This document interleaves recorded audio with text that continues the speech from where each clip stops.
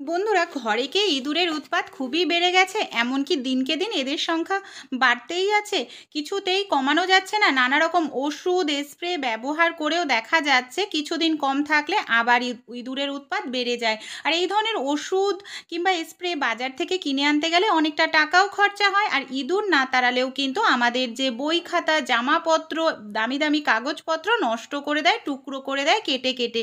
তাছাড়াও আমাদের শরীরে ভয়ঙ্কর রোগ ব্যাধি বাসা বাঁধতে পারে ইঁদুরের কারণে। ঘরোয়া উপায়েও কিন্তু আমরা ইঁদুর তাড়িয়ে ফেলতে পারি। এমনই একটি ঘরোয়া টোটকা শেয়ার করব বন্ধুরা। খুব সহজেই বাড়ি থেকে ইঁদুর তো চলে যাবে, আর কখনোই ইঁদুর আসবে না। খুব সহজেই তোমরা এই ঘরোয়া টোটকাটির সাহায্যে ইঁদুরকে মেরে ফেলতে পারবে। আর এটা তোমাদের খাবে ঘরে আর মরে যাবে কিন্তু বাইরে, এমনভাবেই তৈরি হবে ঘরোয়া টোটকাটি। এখানে একটি পরিষ্কার পাত্রের মধ্যে আমি নিয়ে নিচ্ছি কিছুটা পরিমাণ দেখো আটা ময়দা, তোমরা এখানে বেসন যে কোনো কিছু নিতে পারো। আমার আটাটাই ছিল, আটাটা এখানে তেতো হয়ে গেছিলো, পোকা ধরে গেছিলো, সেই আটা নিয়ে নিয়েছি। আমি এখানে নিয়ে নেব দুটো ন্যাপথলিন। এখানে কিন্তু আমরা কোনো রকম ওষুধ বা কিছুই ব্যবহার করব না ইঁদুর মারার জন্য।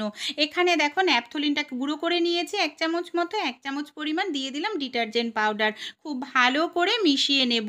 এমনভাবে স্ট্রং একটি ঘরোয়া টোটকা তৈরি করতে হবে যাতে গন্ধে ইঁদুর আর কখনোই আসবে না, আর খেলেই কিন্তু ইঁদুর মারা যাবে। এর মধ্যে আমি দিয়ে দিচ্ছি কিছুটা পরিমাণ লঙ্কা গুঁড়ো, ঝাল দেখে তোমরা কাঁচা লঙ্কাও নিতে পারো, যাতে ইঁদুর খাওয়ার সঙ্গে সঙ্গে ইঁদুরের শরীরে একটি অস্বস্তি বোধ হয়, এমনকি ঘরের থেকে বাইরে বেরিয়ে যায়। বাইরে গিয়ে তো অবশ্যই মারা যাবে।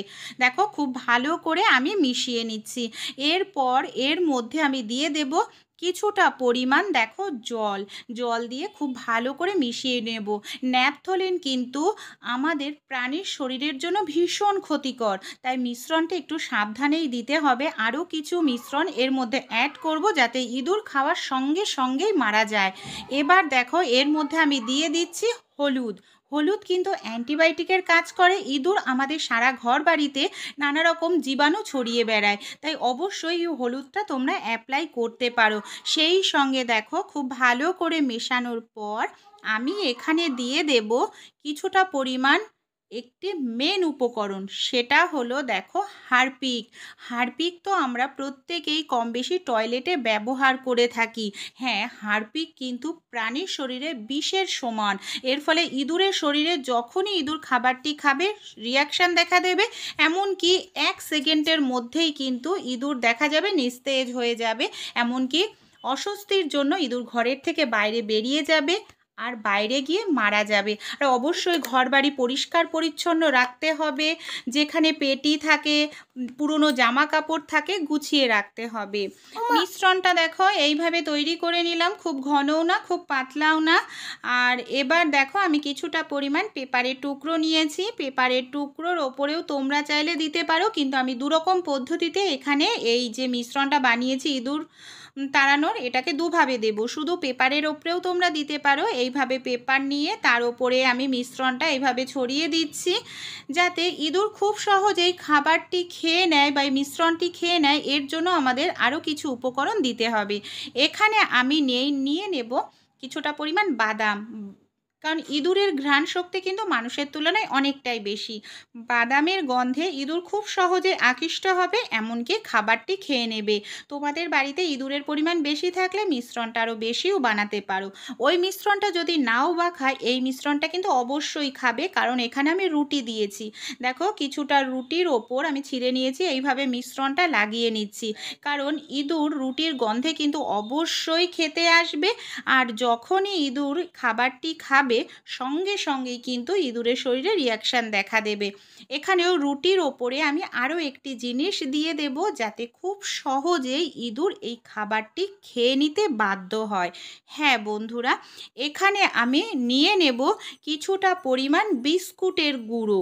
দেখো এইভাবে বিস্কুট নিয়ে আমি গুঁড়ো করে ওপরে ছড়িয়ে দিচ্ছি যাতে ইঁদুর খুব সহজেই এর খাবারের কাছাকাছি চলে আসে আর খাবারটি খেয়ে নেয়। কিভাবে আমরা কোথায় ব্যবহার করব চলো তাহলে দেখে নিই।